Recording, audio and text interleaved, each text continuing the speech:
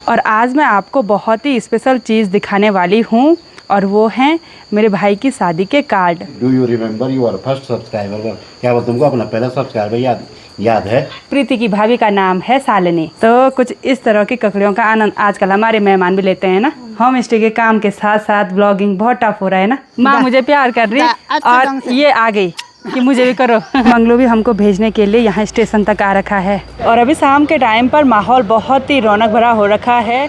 आप सभी को मेरा प्यार भरा नमस्ते। मैं प्रियंका तिवारी आप सभी का स्वागत करती हूँ देवभूमि उत्तराखंड के मदमहेश्वर घाटी के इन खूबसूरत पहाड़ों से। आज मैं अपने व्लॉग की शुरुआत दिन के लगभग 2 बजे से कर रही हूँ। हल्की हल्की धूप के साथ मेरे मायके गिरिया गांव और मदमहेश्वर घाटी के चारों तरफ के खूबसूरत पहाड़ों के नज़ारे रोज़ की तरह बहुत ही सुंदर दिखाई दे रहे हैं। आज सुबह से सामने वाली पहाड़ियाँ पूरी तरह से बादलों से ढकी हुई हैं।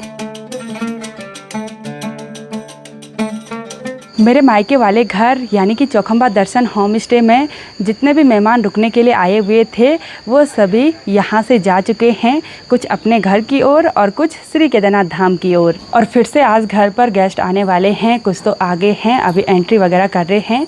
और साथ ही यहाँ ऊपर के बरामदे में ये हरे भरे सुंदर से प्लांट भी रख दिए।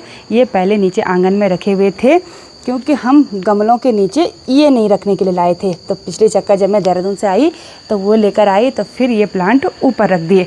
ये हरे भरे प्लांट बहुत ही सुंदर लग रहे हैं। होम स्टे का ये जो फैमिली वाला कमरा है इसमें हमारे गेस्ट आ गए हैं और भाई जी बोल रहे हैं हमको भी ब्लॉग में लो। भाई जी प्रणाम, बहुत बहुत स्वागत है आपका। नमस्ते, आपको भी बहुत। चलो कैसी रही आपकी यात्रा अभी तक? चलो यहाँ पर स्वागत है आपका। Thank you. कैसा लगा अभी तक? बहुत अच्छा है यहाँ पे। जो मेरे थकावट हो रही थी रास्ते की, हाँ। मगर यहाँ पे आके बहुत अच्छा लगा। और जैसा हमने वीडियो देखा था, अच्छा, वीडियो देखना और सामने उसको मतलब बहुत अंतर होता है, फर्क होता है और ये ज़्यादा अच्छा लगा उससे। चलो धन्यवाद वीडियो देखने के लिए भी। और आपकी वीडियो देखते हैं हम लोग। Thank you. चलिए आप आराम करिए। घर को साफ़ सुथरा रखने की जिम्मेदारी है भाई की।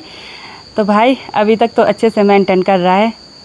देखते हैं, अभी तो कोशिश ये है कि बढ़िया से बढ़िया चलाया जाए होम स्टे को। जो भी गेस्ट आए हैं उनका अनुभव बढ़िया से बढ़िया रहे।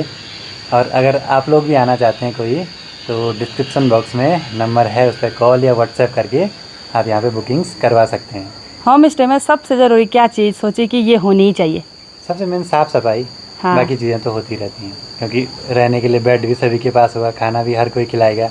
बस अगर साफ़ सुथरा है तो सबका मन लग जाता है। पापा होम स्टे में तो काम होता रहेगा लेकिन आलोक की शादी की तैयारियां भी तो करो अब। हाँ वही तो है अब काम सबसे पहले अब श्राद्ध के बाद। चलिए अभी तो अगले महीने फुल गेस्ट हैं। हाँ क्या पता तुमको भी आना पड़े फिर से। आ जाएंगे, कोई बात नहीं। और तब शादी की तैयारियां, तब भाग दौड़ होनी है तेरी। कोई दिक्कत नहीं, वो तो आराम से होगा। अच्छा, पहले गेस्ट आ जाएं तब जो मतलब बुकिंग्स ले रखी हैं हमने। गेस्ट के लिए एक्साइटेड हो कि शादी के लिए? वो तो एक लाइफ का पार्ट है ना। हाँ। एक्साइटेड नॉर्मल है क्या सब कुछ अभी। अच्छा,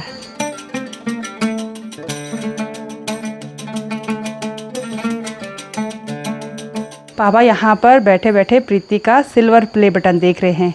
इसमें पढ़ कर आज ये कह रहा है कि do you remember your first subscriber? क्या वो तुमको अपना पहला सब्सक्राइबर याद है? वही तो, कैसे पता चलेगा? याद तेरे को है अपना पहला सब्सक्राइबर याद? हाँ, मेरे को है। कौन है? भाई। ओ भाई। यूट्यूब की ये थोड़ा मैं कमी निकालता हूँ यूट्यूब पे। अच्छा, यूट्यूब को कम से कम उसका जो पहले सब्सक्राइबर का नाम भी होना चाहिए यहाँ पे। सही बात है, सही बात है। हाँ कि तुम्हारा पहला सब्सक्राइबर ये था। और माँ क्या गुड़ मुड़ करने पे लगी हुई है? माँ को अपनी लगी हुई है, खेतों में कुछ नहीं है, कुछ नहीं है। खेत में तो कुछ नहीं रखा है। किसी के खेत में नहीं है ना? नहीं, किसी के नहीं। चलो, और यहाँ पर प्रीति और प्रदीप का एक सुंदर सा फोटो फ्रेम है, ये शादी का। बड़ा प्यारा लग रहा है। प्रीति इसी को निहारती रहती है यहाँ पर बैठी हुई है अभी। और अब मैं आपको इधर साइड खेतों का हाल भी दिखा देती हूँ। इन खेतों में मंडवे और काले भट्ट की खेती हो रखी है। मंडवा तो मुझे काफ़ी अच्छा नज़र आ रहा है क्योंकि इधर साइड अभी सूअर नहीं आया है। थोड़ा बहुत वो बारिश की वजह से वो पौधे नीचे झुक रहे हैं, वो अलग बात है। लेकिन यहाँ पर माने भट्ट बोए और भट्ट की बेल आपस में इतनी लिपट गई कि अब उन पर फलियाँ ही नहीं आ रही हैं।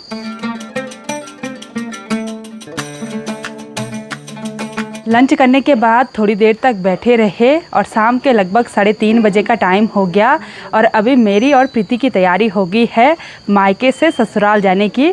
हम दोनों बहनें साथ साथ ससुराल से मायके आए थे और अब साथ साथ मायके से ससुराल जा रहे हैं। और मंगलू भी लंच करने के बाद यहाँ पर आराम कर रहा है और प्रीति और मैंने अपनी पैकिंग वगैरह भी कर ली।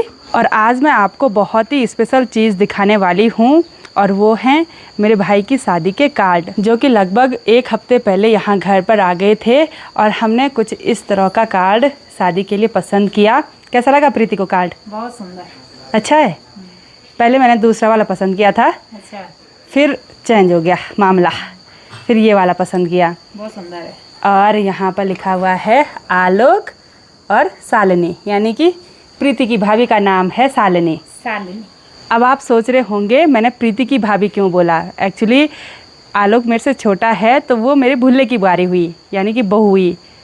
तो भाभी ये बोलेगी, भाभी मैं नहीं बोलती हूँ, हमारे गढ़वाली रीति रिवाज में नहीं बोलते हैं ऐसे भाभी, वो भुल्ले की बुआरी है। जैसे कभी मैं आवाज़ लगाऊंगी तो ऐसे बोलूँगी, ए भुल्ले बुआरी, है ना प्रीति? और प्रीति बोलेगी भाभी।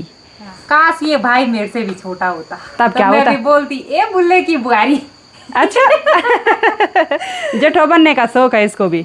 चलो कोई बात नहीं, नहीं मैं ननदी ठीक हूँ। ठीक है ना। तो माँ भी हमारे लिए बहुत सारी चीज़ें पैक कर रही हैं। इस बड़े से थैले पर माँ क्या रखा हुआ है? ये 1-2 ककड़ी मेरी नाती के लिए है। अच्छा, और ये मिठाई के डब्बे क्यों रखे? मिठाई के ये भी ये प्रीति का है, वो तेरा है। 2-2 रख रहे? ए भाई इतने सारे मत रखो। और कुछ इस तरह की ककड़ी आजकल लगी हुई है, नहीं, बिल्कुल वो हरी हरी। हरी नहीं, अब नहीं है? अच्छा इसके रेसे लग रहे, वो इसके रेसे लग रहे। ये सब लगना चाहिए। हाँ इसके रेसे। तो कुछ इस तरह की ककड़ियों का आनंद आजकल हमारे मेहमान भी लेते हैं ना। जब तक ऐसी ककड़ियाँ रहेंगी तब तक मेहमान भी खाते रहेंगे। लेकिन धीरे धीरे ककड़ी की बेल भी सूखने लग जाती है और साथ ही उस बेल पर लगी हुई ककड़ियाँ भी पीली पड़ जाती हैं। आजकल तो बाज़ार से खीरे नहीं लाते हैं, आजकल तो दुनिया भर की ककड़ी घर पर ही हैं। लेकिन कुछ टाइम के बाद फिर से बाज़ार से खीरा खरीदना पड़ेगा। आज तो भाई ने लंच भी नहीं किया, ब्रंच किया, क्योंकि नाश्ता टाइम से नहीं हुआ था। और अब जाके यहाँ पर एडिटिंग हो रही है। भाई होम स्टे के काम के साथ साथ ब्लॉगिंग बहुत टफ हो रहा है ना? मुश्किल बहुत, पर ये कि मैनेज करके चलेंगे सब कुछ। अरे इसमें बैठो ना, उसमें तो नींद आ जाएगी, इसमें बैठो। यहाँ वो है ना, वहाँ अजीब सा लगता है, यहाँ पे कंफर्टेबल है। अच्छा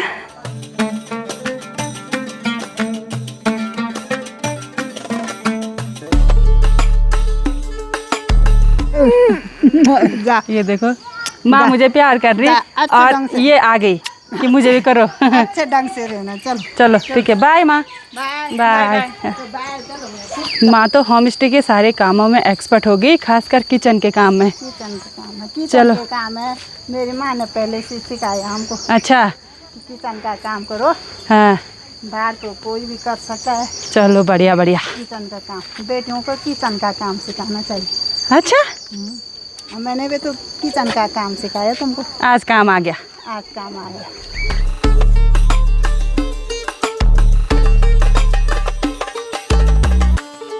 मंगलू भी हमको भेजने के लिए यहाँ स्टेशन तक आ रखा है और हमको भेजेगा फिर चला जाएगा ऊपर। आज भाई परवाड़ी वाले घर में जा रहा है गाय की देखभाल करने के लिए, और परवाड़ी वाले घर के ऊपर बाइक भी खड़ी है तो उसको लेने के लिए भी जा रहा है। तो वहाँ तक ड्राइविंग भाई ही करेगा।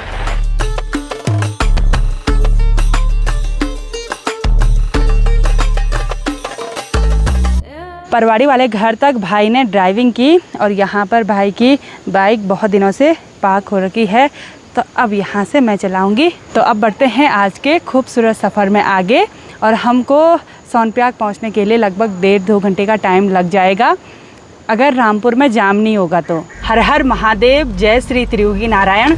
तो अब बढ़ते हैं हम दोनों बहनें ससुराल के लिए सफ़र में आगे।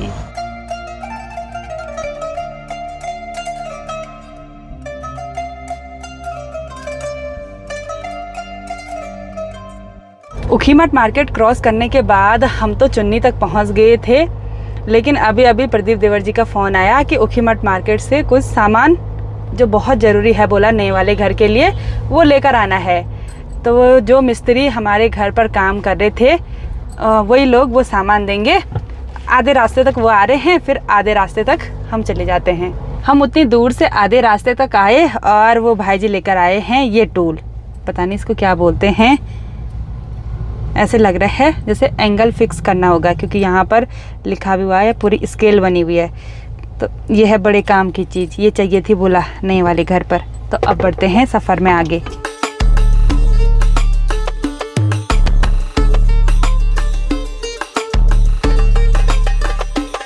मधमहेश्वर घाटी में तो अभी रोड सुनसानी देखने को मिल रही है और इस कुंड के पुल को क्रॉस करने के बाद हम पहुंच जाएंगे केदारवली में।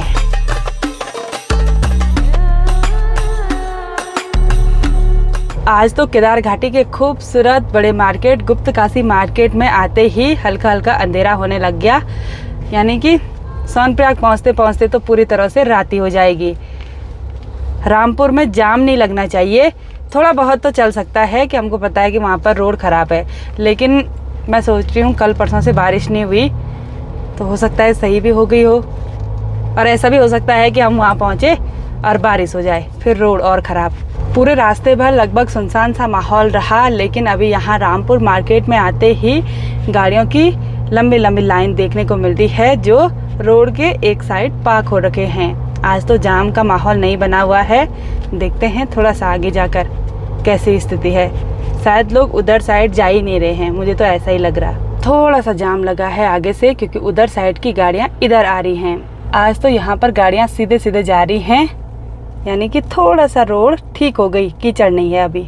आज तो रोड पर कीचड़ के बदले बिल्कुल पत्थर बिछाए हुए हैं, यानी कि बिल्कुल भी टेंशन लेने की ज़रूरत नहीं है। तो चलिए जी, आज तो बिल्कुल आसानी से गाड़ी निकल गई, बिल्कुल भी 4x4 लगाने की ज़रूरत नहीं पड़ी। वहाँ पर रोड थोड़ा बहुत पक्की नज़र आ रही है, पक्की यानी कि वो गिट्टी वगैरह बिछाकर पक्की हो गई है।